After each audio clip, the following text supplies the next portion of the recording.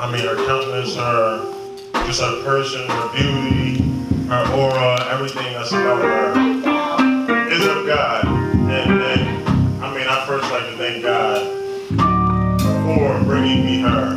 Someone who has pushed me to the forefront, who has brought me out of my comfort zone. She knows that I wasn't one to pray in front of everybody, even another person.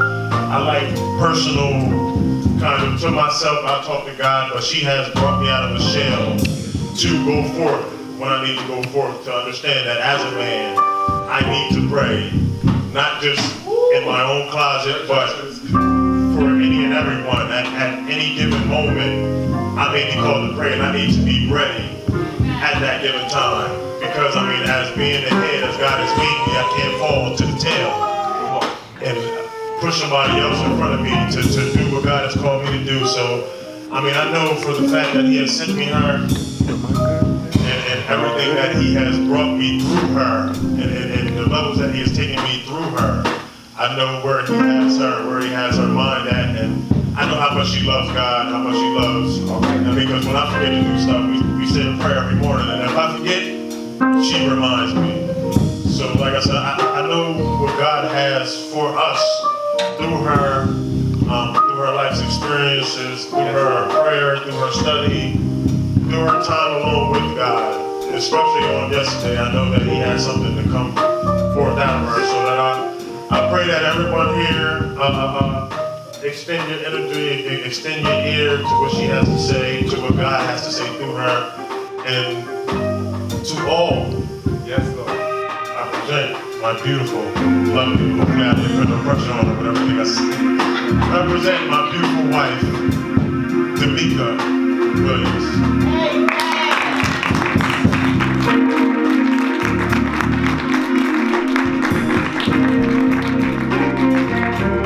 Praise the Lord, everybody.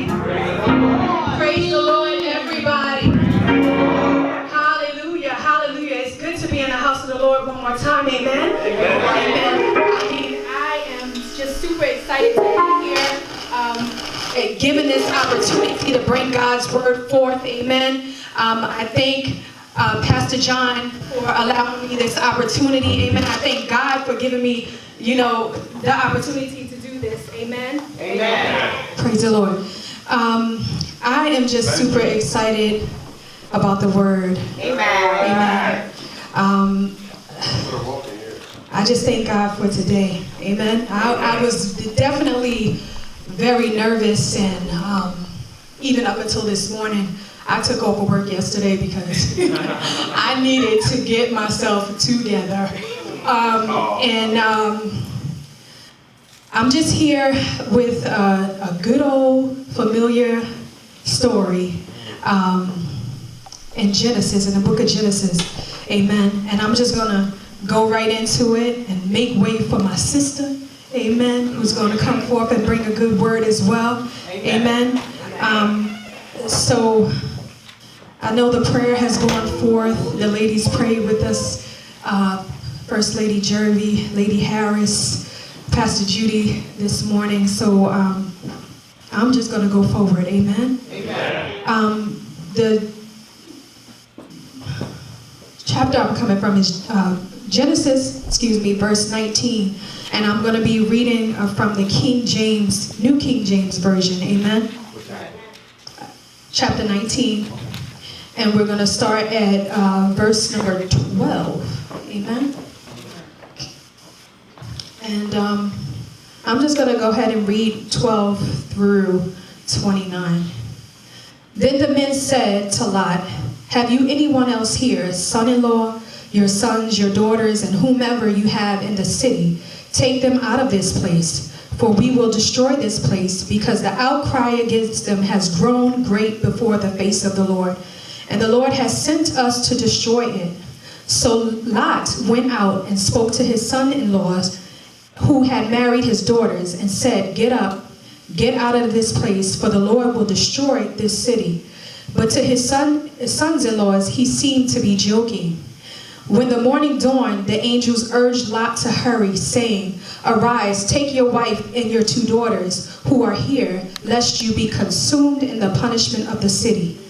And while he lingered, the men took hold of his hand, his wife's hand, and the hands of his daughters, the Lord being merciful to him, and they brought him out and set him outside the city. So it came to pass, when they had brought them outside, that he said, "Escape for your life. Do not look behind you, nor stay anywhere in the plain. Escape to the mountains, lest you be destroyed." Then Lot said to them, "Please, no, my lords. Indeed, now your servant has found favor in your sight, and you have increased in your mercy, which you have shown me by saving my life. But I cannot escape to the mountains, lest some evil overtake me and I die. See now, this city is near enough to flee to, and it is a little one. Please let me escape there. Is it not a little one? And my soul shall live." And he said to him, "See, I have favored you concerning this thing also, and that I will not overthrow this city for which you have spoken. Hurry, escape there, for I cannot do anything until you arrive there." Therefore the name of the city was called Zor. The sun had risen upon the earth when Lot entered Zor. Then the Lord rained brimstone and fire on Sodom and Gomorrah from the Lord out of the heavens. So he overthrew the cities, all the plain, all the inhabitants of the city, and what grew on the ground. But his wife looked back behind him, and she became a pillar of salt. And Abraham went early in the morning to the place where he had stood before the Lord. Then he looked toward Sodom and Gomorrah, and toward all the land of the plain. And he saw and behold the smoke of the land, which went up like the smoke of a furnace. And it came to pass, when God destroyed the cities of the plain, that God remembered Abraham, and sent Lot out of the midst of the overthrow, when he overthrew the cities in which Lot had dwelt. The word of the Lord is blessed. Amen. Amen. So here, there's a lot that has been going on in the cities of Sodom and Gomorrah. I know everybody knows the story.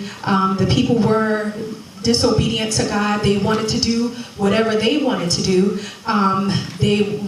The riotous living, homosexuality, things of that nature. All of that was going on in the city, and we hear that there was an outcry for the people or for the cities.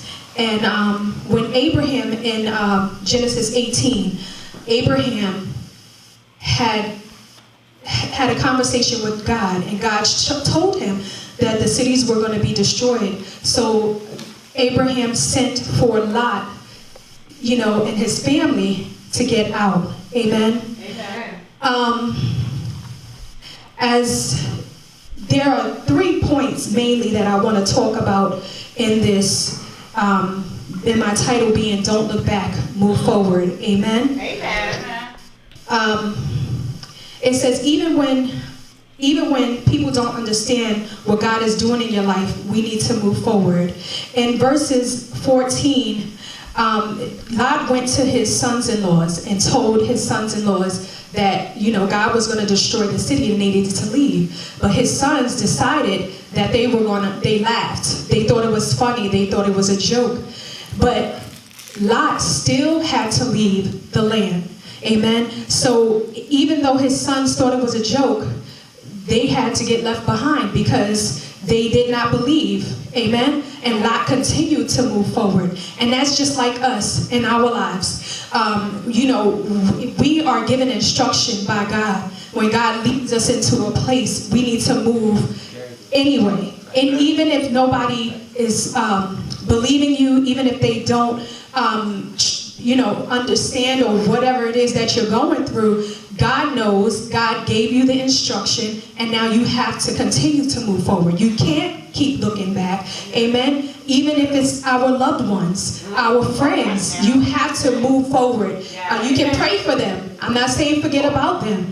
You pray for them, but you continue to move forward. Amen. Amen. Amen. So, in 17, it says, "So it came to pass when they had brought them out that he said, escape for your life. Do not look behind you nor stay anywhere in the plane. So God told them, get out. Don't look behind you. Don't stay anywhere close to that plane. You have to leave. This can be hard sometimes when you get an instruction by God. You're like, oh my goodness, Lord, are you serious? Should I be doing this? Is this for real? And yes, it is for real. If God tells you to do it, you have to do it. You must go forward. Amen.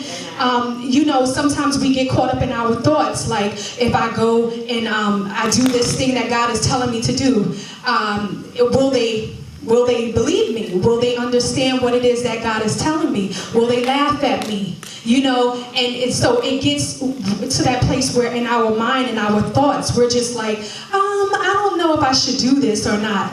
I can remember a time when I was just going through something, and it was like maybe not even spring yet, maybe still winter, and I was in my car praying outside, and there was these tulips that were in a little bush, and they hadn't come up yet. So God told me to go and pray for these tulips. And I was like, Lord, what? I'm going to pray for the flowers. So I went over and I prayed for those flowers, and the next day those flowers have bloomed. And it's just a thing. You think that what God is saying may not be right. But, hello, he is the ultimate one, okay? So he's not going to lead you to do a thing if he's not going to follow through with what he promised. Amen? Amen. Amen. Also, obedience is better than sacrifice. Also, we know that. So, if he tells us to go, run, do a thing, say this, whatever it is, amen, we have to follow through with that. Amen? Amen. Also, along the way, like I said before, we might lose some friends. In 19:26, it says, but his wife looked back behind him, and she became a pillar of salt. The instruction was there. It was, don't look back. Escape for your life. She looked back. Amen. So she became a pillar of salt. And sometimes we have to think about this. If we go back to that old life, the way that we used to live, amen, if we could die in that place, amen. I remember last week when Pastor John was preaching and he was talking about that Adullam place, amen. You never know what's going to happen when you go back to that old life. You don't know if you're going to make it out of that thing, amen. So you have to just make sure that you are, when you put your hand to the plow, amen, that you don't look back, amen. Amen. So looking back is not an option for us. Amen. We must continue to move forward when we put our hands to that plow. When we walk in this Christian life, we have to continue to go forward. Amen. God said that we should move forward. That's what we ought to do. Amen. Amen. That's the word that I have for you. Don't look back, move forward. Amen.